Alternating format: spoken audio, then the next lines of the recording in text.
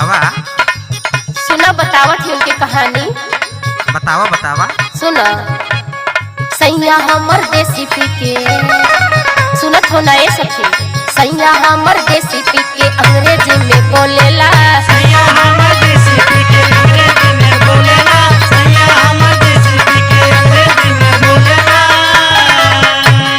सैया हमर देसी पी के अंग्रेजी में बोलेला। सैया हमर देसी पी के अंग्रेजी में बोलेला।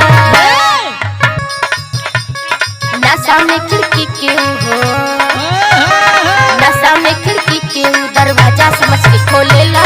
नशा में खिड़की के दरवाजा समझ के खोलेला। नशा में खिड़की के दरवाजा समझ के खोलेला।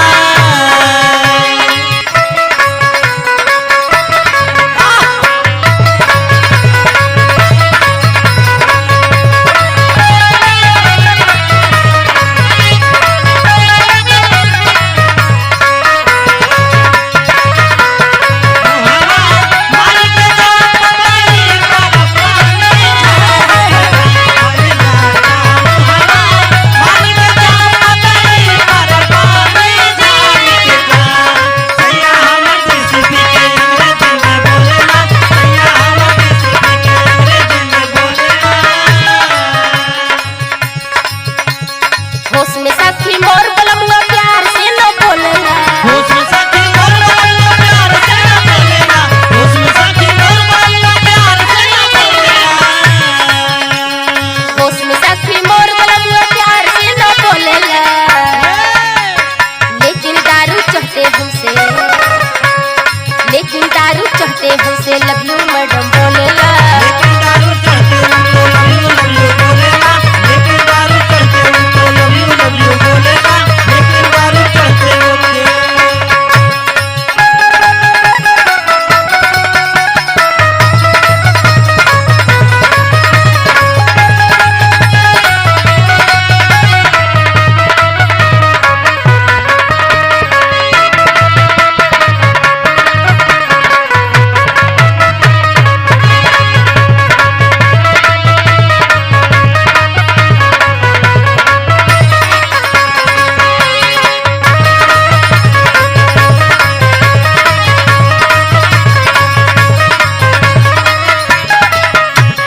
वैसे तो बलमुआ हमर धीरे धीरे चलेला।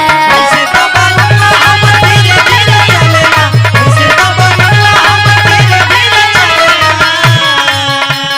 वैसे तो बलमुआ हमर धीरे धीरे चलेला।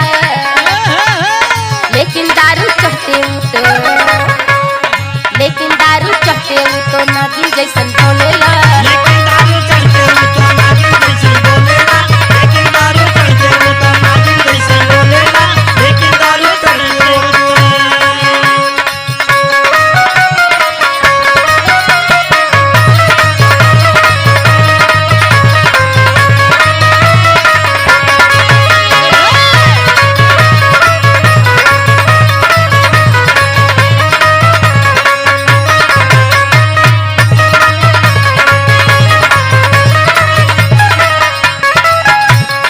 और सुना सखी हमरे सैया के कहानी। जब पी लेला ना तो एकदम दिन रात खाली सोइबे करेला। ऐसा बात बा सखी, बड़ा दुख में होबू। हाँ सखी का बताई, राजू धन्नो मोर सजनवा दिन भर घर में सोवेला। राजू धन्नो मोर सजनवा दिन भर घर में सोवेला। राजू धन्नो मोर सजनवा दिन भर घर में सोवेला। सुना खुशबू मोर सजनवा दिन भर घर में सोवेला। लेकिन सखी सजवा होते, लेकिन सखी सजवा हो सरबियन